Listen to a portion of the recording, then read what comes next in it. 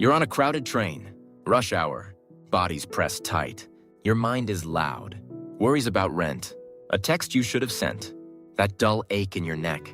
Then, for half a breath, it all drops away, not because something changed outside, but because, for one flicker, you saw the noise for what it was, just noise. That flicker is the closest most of us ever get to what monks spend decades chasing. But here's what nobody tells you. That flicker wasn't a preview of some far-off prize. It was the thing itself, just too brief to trust. Most people hear the word enlightenment and picture floating. Gold light, a monk on a peak free from all pain, a cosmic upgrade that turns you into something more than human. That image is wrong, and it's wrong in a way that keeps millions of honest seekers stuck. Because if the goal sounds like a magic trick, you never look for it in the place it actually lives, which is right here, in the grit of a normal Tuesday. So what does waking up actually feel like? Not in a poem, not in a sutra, in your body, in your brain, in the sink full of dishes you still have to wash. That's what we're going to walk through. And by the end, the word enlightenment will mean something very different to you. Let's start where it starts for everyone, inside the dream. Right now, your mind is running a movie. It has been running since you woke up this morning. A voice in your head narrates every scene. It tells you what things mean. It warns you about what might go wrong. It replays things that already went wrong. And here's the strange part. You never bought a ticket. You never chose to watch this film. You just woke up inside it, and you've been sitting in the dark theater ever since. Buddhist texts call this state something plain. They call it not seeing clearly. And it has a feel you can notice if you slow down enough. Time stretches in odd ways. 5 minutes of worry feels like an hour. An entire evening of scrolling feels like nothing. Your sense of who you are gets tangled in the plot. You don't just think I'm stressed. You become the stress.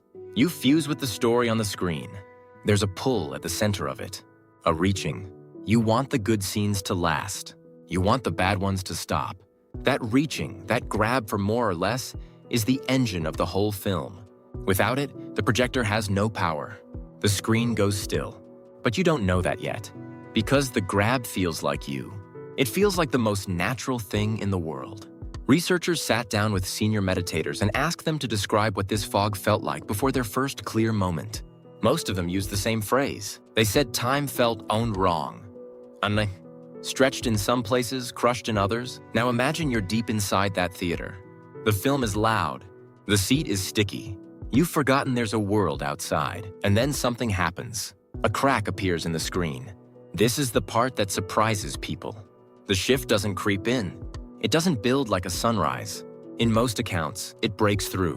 One moment, the story is everything. The next, you see the screen itself. You see the light hitting it. You see the dust in the beam. And for a wild, clear instant, the voice in your head goes quiet. Not asleep, just no longer in charge. The boundary between you and the room seems to thin, not in a scary way. In a way that feels more real, not less. Like you'd been watching life through a foggy window and someone wiped it clean. Colors look sharper. Sounds arrive without your usual filter of judgment. There's a strange certainty that comes with it. Not certainty about any belief.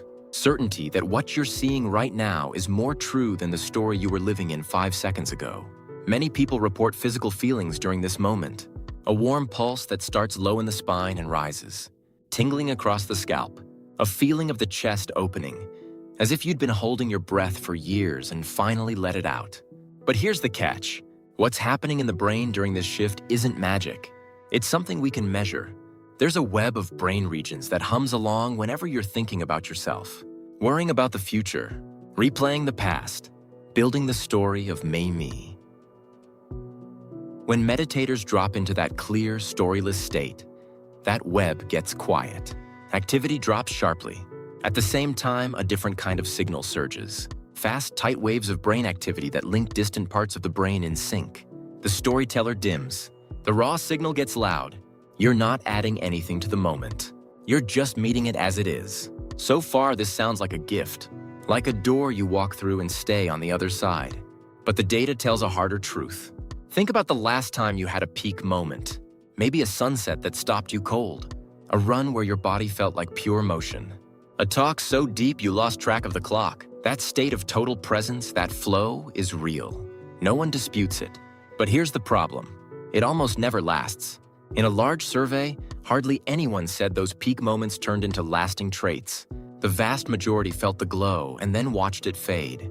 Insight works the same way. You can crack the screen wide open. You can see through the fog with perfect clarity. And then the fog rolls back in. The movie starts again, and you're right back in the sticky seat wondering if you dreamed the whole thing. This is the part that frustrates Western seekers the most.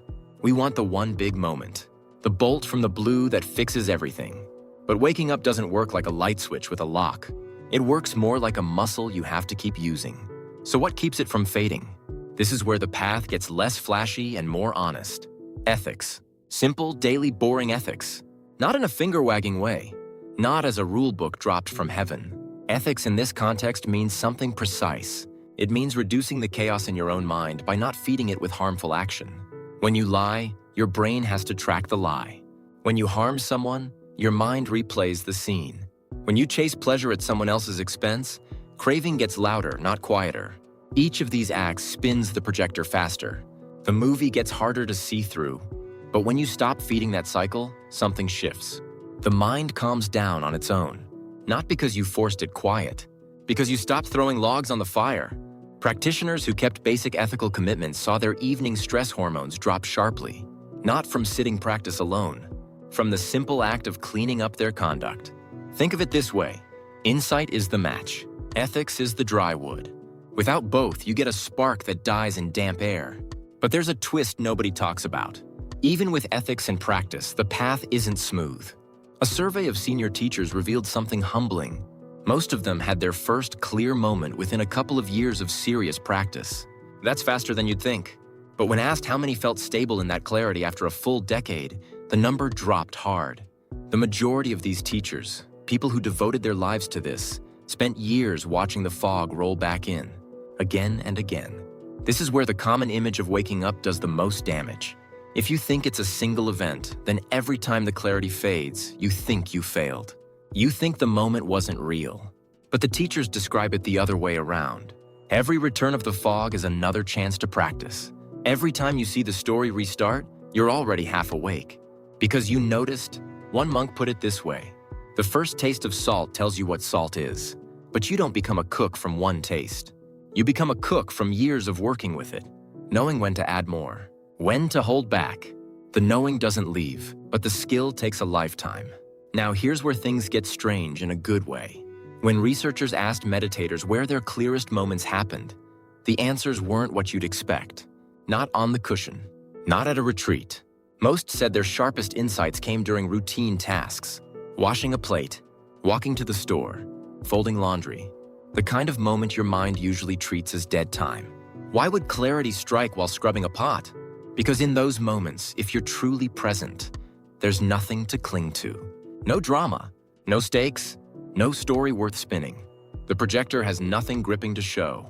And in that gap, you see clearly. You feel the warm water. You hear the sound of your hand on the dish. And for a breath, there's no one watching. There's just the act itself. This is what everyday life looks like after the shift settles in. From the outside, nothing changes. You still chop the wood. You still carry the water. But the inner war quiets down. Not because the battle was won, because you stopped fighting yourself. But let's be honest about the limits of this whole picture. If you treat waking up only as a brain event, a shift in waves and networks, you miss something crucial. Every Buddhist tradition wraps this insight in a thick web of community, ritual, and ethics. The Zen student doesn't just meditate. They serve tea. They sweep the floor alongside others who are sweeping too. The ritual isn't decoration. It's the structure that holds the insight in place. Without it, the match lights. But there's no hearth to put it in. Some critics argue that pulling this out of its tradition turns it into just another self-help trend. A mindful app. A weekend workshop. And they have a point. Brief practice shows a small bump in clarity. But without the full context of a community, an ethical life, and steady practice, brief insights risk staying exactly what they are. Brief. So waking up isn't a brain hack. It's not a one-time event. And it's not locked behind temple gates. It lives in the space between the story your mind tells and the raw moment underneath. You've already felt it. On that train. In that quiet gap between thoughts. The only question is whether you'll keep looking when the fog rolls back. If this shifted how you think about awareness, even slightly, there's a whole layer beneath this that we explore on this channel. Drop a comment and tell me, what's the clearest moment you've ever had? And where were you when it happened? I'm truly curious. You're still on that train. The door's open. People push past. But for one breath, you don't reach for your phone. You just stand there, and the whole world rushes in.